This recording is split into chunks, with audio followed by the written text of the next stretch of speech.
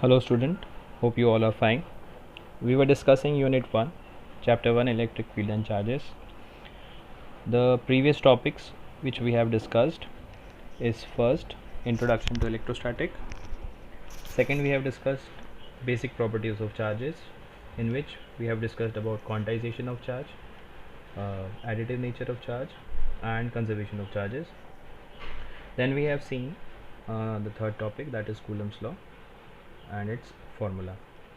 Today we are going to discuss first relative permittivity, or it is also known as dielectric constant, and second we will see representation of Coulomb's law in vector form. So let's start with today's topic, that is relative permittivity, which is represented by epsilon r, or it is also known as dielectric constant, which is represented by K. Now this dielectric constant we have to study in capacitance also, which is our second chapter. So this topic is very much important. Now in order to define or find a mathematical formula for relative permittivity, we'll need to derive a simple relationship. What we will do, we will consider two charges. We'll consider that these two charges are first kept in vacuum. We'll derive a formula for it, and then the same charges separated by the same distance, we'll consider that they have been placed in some other medium, and by these two formula we'll obtain a relationship for relative permittivity. So let us consider two charges Q1 and Q2 separated by a distance r in vacuum. So by Coulomb's law, the formula for force will be F, and will represent it by F vacuum. What will be the formula? It will be 1 upon 4 pi epsilon naught Q1 Q2 by r square. Will give this as equation number 1. Now we'll consider that these same charges separated by the same distance are placed in some other medium. So let us consider that the same charges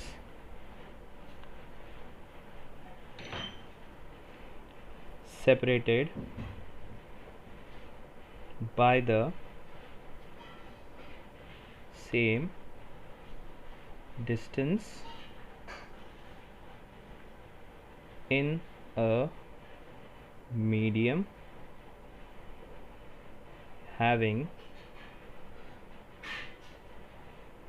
permittivity epsilon. Let us consider that the permittivity of the medium is epsilon.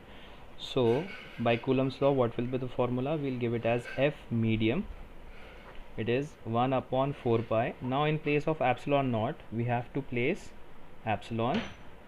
Charges are same, so it will be Q1 Q2 divided by r square. This will be our equation number 2. Now as we have obtained the two equation, what we will do, we'll divide equation 1 by equation 2. So what we'll get, we'll represent it by, say for example, K, and we have to divide equation 1, that is F vacuum divided by F medium. We'll put the value. The value of F vacuum was 1 upon 4 pi epsilon naught Q1 Q2 by r square divided by the value of F medium is 1 upon 4 pi epsilon Q1 Q2 by r square. Now as we can see, Q1 Q2 by r square, Q1 Q2 by r square will cancel out each other. Similarly 1 upon 4 pi, 1 upon 4 pi will cancel out each other, and if we will solve it, we'll get K is equal to F vacuum divided by F medium. It is equal to epsilon upon epsilon naught. So this is our relationship for dielectric constant or relative permittivity. In simple language, K is represented by F vacuum upon F medium, which we'll define as dielectric constant, and the ratio epsilon upon epsilon naught is represented by epsilon r. This epsilon r is known as relative permittivity.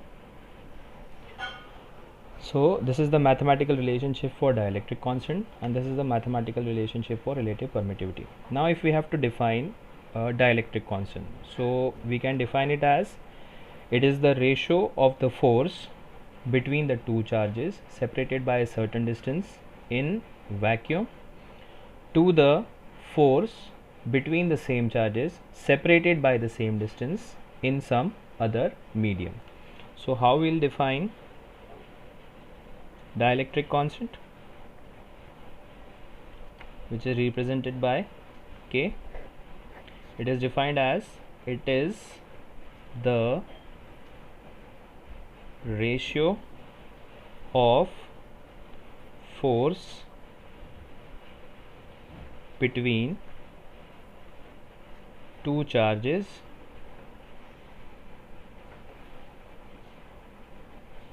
separated by a certain distance in vacuum to the force between the same charges separated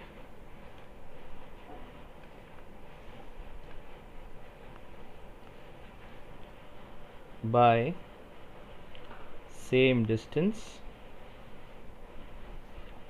in some other medium. And how we'll define relative permittivity? It will be defined as the permittivity of charges in a medium to the permittivity, absolute permittivity of free space. So if we have to define relative permittivity, which is represented by epsilon r, so simply we can define it is the ratio of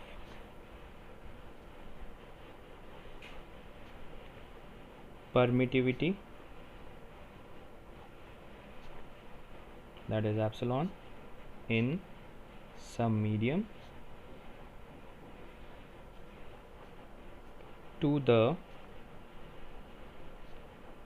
absolute permittivity, which is represented by epsilon naught of free space. Now we'll see our second topic, that is Coulomb's law in vector form. Now vector, as we all know, it is a quantity which gives us magnitude as well as direction. So we'll represent Coulomb's law in vector form. We'll consider direction also in this. So let us consider two charges Q1 and Q2, which are separated by a distance r in vacuum. Now representation of Coulomb's law in vector form, we have to consider one charge at a time. Let us consider that Q1 and Q2, these two are same charges.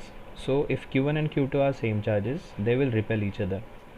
If I say, for example, that Q2 is repelling q1, so it will definitely repel it in this direction. We'll write it as F12. Similarly, if the first charge will repel the second charge, it will repel it in this direction. We'll represent it by F21. So what is F12? It is the force